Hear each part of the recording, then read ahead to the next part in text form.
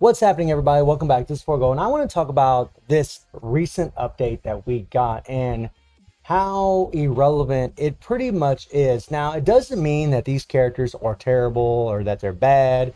Every one of these uniforms really does elevate the character to a whole new level. They really do. That is the truth, But really, most of these characters, except for maybe Captain Marvel, were coming from a complete place of crap. Even though Captain Marvel wasn't that good, people were still using her a little bit. But now she is better, but not good enough. And that's really the argument that you would have for pretty much most of these characters. Now, I don't have Monica yet because I'm waiting on the faction battle to get some bios from her. I didn't really want to buy a bio sub. I want to go ahead and get her. I know she's made a bit of a splash in PvP, so she might be the exception to this. This is a character I haven't tested. I haven't got to play, but I know in PvP she does pretty well, but I still don't think that she's going to be replacing Sentry. I just think that more often than not, he'll probably win, but I could be wrong about that. You never know. So let's talk about these characters, starting with American Chavez. Now, American Chavez, the new uniform is nice. I didn't even have it equipped, but unfortunately, I just don't think it would make a splash, right? I mean, it's really a uniform that might help newer players, maybe help them in their PvP progression as far as, they'd have this third skill. But a lot of players, whenever they're starting a new account, like whenever I started mine, we would pick Icarus, right? From a tier 2 selector. And Icarus is just, I think he's a better choice because he's actually going to get an upgrade, whenever the Eternal movie comes out. He'll get a uniform or probably get a tier 3 more than likely. And yeah, that's just going to skyrocket him. And I just think he's got a lot better tools in his kit than what she does. And I know maybe it's not fair to compare her to him, but what I'm saying is her usefulness really lies for a newer player, unless, you really love her. And this goes for all these characters. Her usefulness just relies on newer players. And newer players are really going to be better off with Icarus, at least in my humble opinion. So that really devalues her a lot, especially since her damage just isn't really good enough. She doesn't land enough hits. She doesn't proc really well. Can be a little bit tricky. Now, Quasar is a different story. Quasar's uniform does make her actually very strong. Yeah, when she's awakened, she can do even more damage than Rogue, which is saying something. Rogue's a strong character and a pretty good gauge, but unfortunately, she isn't a meta. And I don't think any of these characters are actually going to be metas. Monica might be the exception, maybe. I'm not really sure, but she isn't. But she is strong. She is very damn strong. And really, of all these characters, at least for me, because I'm a PvE-oriented player, Quasar would be the character that I would really actually invest in. This is a character that I probably would awaken, especially really depending on my roster and what characters I have available for World Boss Legend. But this girl can definitely get it done there. She definitely can do well. I think even on an account, I know even on an account without any kind of Pierce, she's going to be able to get a clear against Null for you. My Gambit could do stage 4 with no Pierce, complete solo, no support, by himself against Null. Stage 4, no Pierce. And that was with 86% energy attack at the time. I had a normal rank uniform. I had a stage 6 Power Vanguard Hawk sight on him. I didn't even have an awakened set. That's how strong he was, and she's comparable to him. So she actually got a pretty good upgrade. I'm actually fairly happy with Quasar because she actually does compete a little bit. Not in the meta, but definitely a damn good character to play. Then you got these three, right? And starting with Captain Marvel. Captain Marvel actually can put in work in PvP. The thing is, with all these characters, they're all good, but they're not great. Is kind of the problem, right? They're good, but they're not great. And Captain Marvel, even though she got all these insane bumps, right? She got the increased damage of supervillain by 50%, and I know her other uniform had 15%, so she actually gained 35%, but the decreased damage received really makes her a tank against supervillains, except it's usually heroes in PvP. Yeah, that's kind of the thing, but it does increase her survivability big time in PvE. And unfortunately, Captain Marvel, her relevance lies in squad battle. Well, a lot of people don't put a lot of stocks in squad battle, so it really sucks. I'm happy that she's a meta somewhere, right? I'm happy if any character's a meta somewhere. They get a little shine. She already had over 2 years of shine in ABX, but they went ahead and, made her squad battle metal. But, a lot of people, they kind of snicker at that, like, oh, come on, man, squad battle, really? The problem with squad battle is you pretty much put it on auto. I mean, most players, unless you're trying to get in the top 3 in squad battle, most players just put it on auto and let it go. And I can do that. I do have 13% Pierce on my account. I do have high energy and physical attack. But I can do that, put it on auto, and just let it run and always be in Vibranium.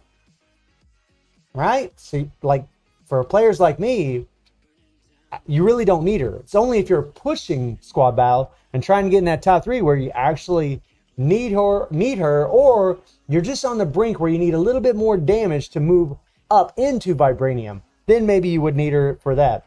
PvP, she can put in work, she can do decent, but she just isn't top tier. Man, if she would have penetration on this 4, that would have made her so much better. That would have made her so much better. If they would have gave her a little bit of a decreased damage received from heroes, like 30%, she'd have been so much better. Along with the 40% decreased damage received that she has, that would have been nuts. That would have been nuts. I guarantee you she'd had penetration on the 4, and she would have had a little decreased damage received from heroes. She'd have been in the meta. She'd have been in the meta. But she's just on the brink of it. She's just not quite there. And then we get into Blue Marvel. Now, Blue Marvel actually got an insane upgrade. All these characters got better. But just not good enough, at least by a lot of players' standards, right? It's really going to depend on your perception as to whether or not these characters got what they deserved. Here's my thing, guys, and this is the essential thing when it comes to all these characters. Not one of them, except for Quasar, it might be the one exception, do I want to awaken or tier 3. Not one of them. Because they're just not good enough. And whenever you're lacking in resources, like me, I'm actually lacking in resources, right? I only have enough resources to where I can awaken one character or I can tier 3 one character. It's one or the other. And none of these characters, especially since, for me, I'm more PvE oriented, and I don't think that Blue Marvel, and I really don't think that Monaga is going to replace Sentry. And I already got Sentry, so I'm just going to keep playing him in PvP. So why get them, right? Unless you just love the characters. And even though Blue Marvel is very good, especially on manual plays, he's really good in PvP, but most people don't play on manual. Like, they made these characters, like, on the brink of to the next level, to in that meta category, but they're just not there, and that's the problem.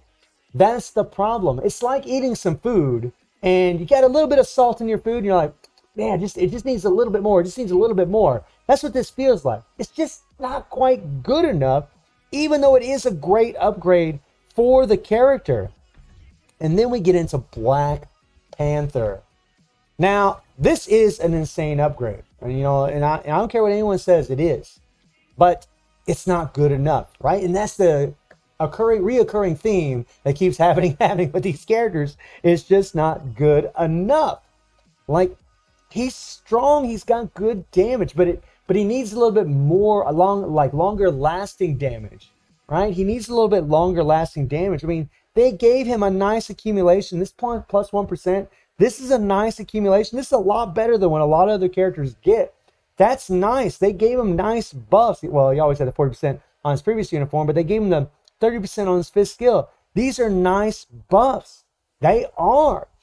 And he does seem to be, I'm not going to say proc friendly. I don't think he's like super proc friendly. He's kind of like, he's okay. For me, in yesterday's video when I did GBR, he was pretty proc friendly. He really was. I didn't have too many problems keeping the proc where it belonged.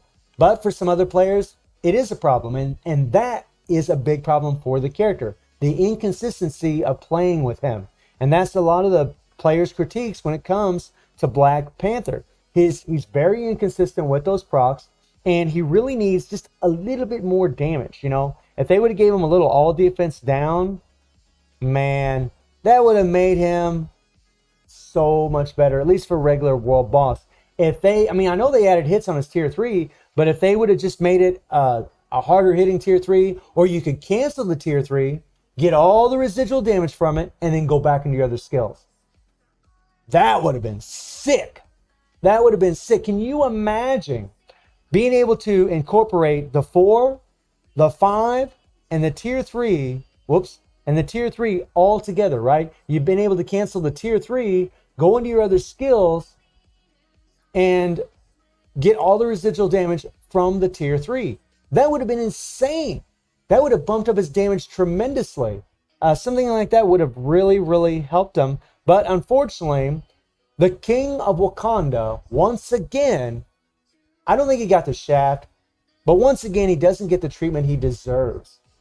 And that's a damn shame. This is just another case of Netmarble milking out their popular characters. They do this with all of our OP popular characters. They do it all the freaking time. Over and over and over they do this. They did it with Thor. Yeah, they gave Thor a good uniform. But it was never meta breaking. I called it out in the very first video I did about him. It was never meta breaking. Yeah, it's stronger. It's better. But it's not, to me, I never thought it was good enough. And the same could be said for a lot of the Hulk. Yeah, Hulk was good in PvP, but he was never number one. He was never the meta. Not really. He was good. He was really good. But man, personally, though, I'm a little biased because I wanted him to be for PvE. And I could go on about our popular characters. They do this all the time with our popular characters because Wolverine, classic example right there, Wolverine. They do this all the time where they take our super popular characters and they give them a little bit, but they never give them enough. They don't go that extra mile or that extra centimeter, as I should say, just to make them a little bit better, just to make them good enough to where they're more viable in more game modes. And I really, really pray for Black Panther, especially Black Panther, that they do like what they did with Maker. Give him a buff. Give him a buff, man. Make his tier 3 cancelable. Make it to where he doesn't do any hits on his 4th skill. Make it more proc friendly. That would be so awesome. Maybe even give him a little bit of all defense down, so at least in regular world boss, he'd be so much better. And things of that nature. But honestly, from the testing I've seen with Black Panther at tier 3, he does worse when he goes into World Boss Legend versus other characters, which is wacky. So, you know, really being able to cancel a tier 3 and his other skills would really help. Maybe give him a little bit more of an attack buff. Something like that would make him a lot better. Honestly, if he was more proc friendly, I think a lot of people would be pretty happy with just that because he does have decent damage. But again, I just don't think it's good enough. And that's the whole theme of this update. Good, but not great. Which kind of sucks, you know. We had 5 new uniforms and a new character, and that's the attitude we have from this update. We were hoping at least one of these characters was going to get some insane shine, but instead, all they got was a little bit of sparklies, and that's about it. They didn't really get the shine that we all wanted. Again, I think that Quasar is probably kind of the exception to this, because I do think that is a damn good uniform, and she is very, very strong and very, very proc friendly. And I remain reserved about Monica. Whenever the faction war or faction battle comes into the game, then I'll be able to get her, and then I'll be able to test her and let you all know what I think about her. So let me know how you're all feeling about this update. My conclusion is that it's meh. It's okay. There's nothing really special about it. Again, none of these characters I'm going to tier 3. Well, I already got Captain Marvel at tier 3, but I'm not going to tier 3 any of the available tier 3s, Black Panther or Blue Marvel. I'm not going to awaken any characters except for maybe Quasar, but I'm actually kind of working on Cole, who's actually a lot better than Quasar. Yeah, but he is a native tier 2, and he does cost a lot more resources. So again, let me know how you're all feeling about this update. And I do stream on Twitch at Reset. The link will be in the description below. And I hope you enjoyed the video. Thank you for watching. Y'all take care and have a good one. See ya.